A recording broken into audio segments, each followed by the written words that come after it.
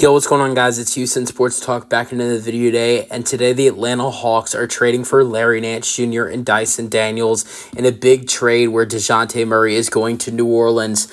Let's go over the details of this trade. Obviously, New Orleans is not just giving up Larry Nance Jr. and Dyson Daniels to get Dejounte Murray. They are also sending 2 first-round picks to Atlanta in the deal, reported by Shams and Adrian Wojnarowski.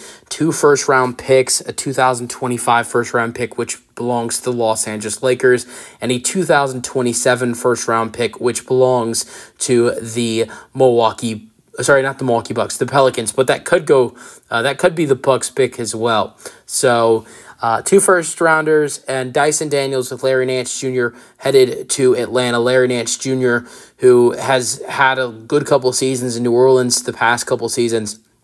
This year in 61 games off the bench, 20 minutes per game. He averaged 6 points per game.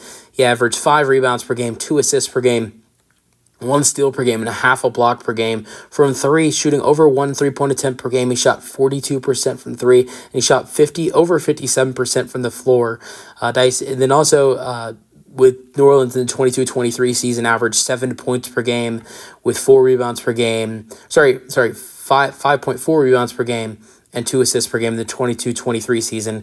Then getting to Dyson Daniels, who has only been in the league for a couple years, but was a top pick in this a couple drafts ago in the 2022 NBA draft, and I believe he was the 8th overall pick, if I'm not mistaken. And is a really solid player for a guard. He's 6'8". He's a point guard. He's 6'8". He's a good shooter as well. From 3, he has shot 32%. In his career, 61 games played in 16 starts last year, 22 minutes per game, averaged 6 points per game, 4 rebounds per game, 3 assists per game. Really good defensively is one thing for him. 1.5 steals per game in the minutes he was playing is really good.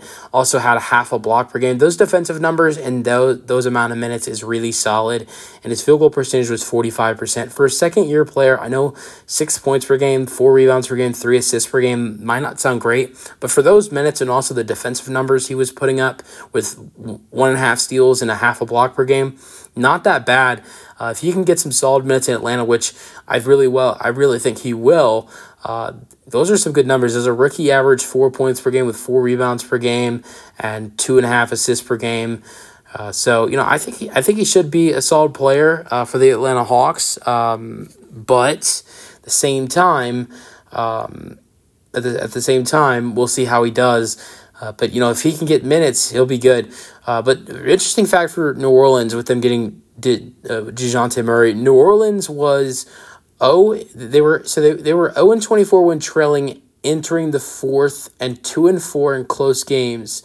And Murray is a player who is very good coming into the 4th quarter. He was very good all season for the Atlanta Hawks in the 4th quarter.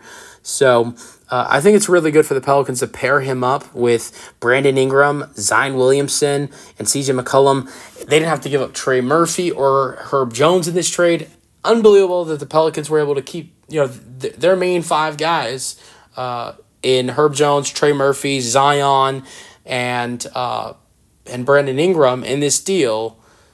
And I think the only problem with this team is they need to find a center, because Jonas Valanciunas is a free agent, and I think he might leave them. So you need to find a center this offseason, and nice. This is if they can stay healthy, this is a nice big 3 with Dejounte Murray and Brandon Ingram and Zion Williamson, a very nice backcourt as well with Dejounte Murray and CJ McCollum. So let me know your thoughts on the trade in the comment section, and peace out.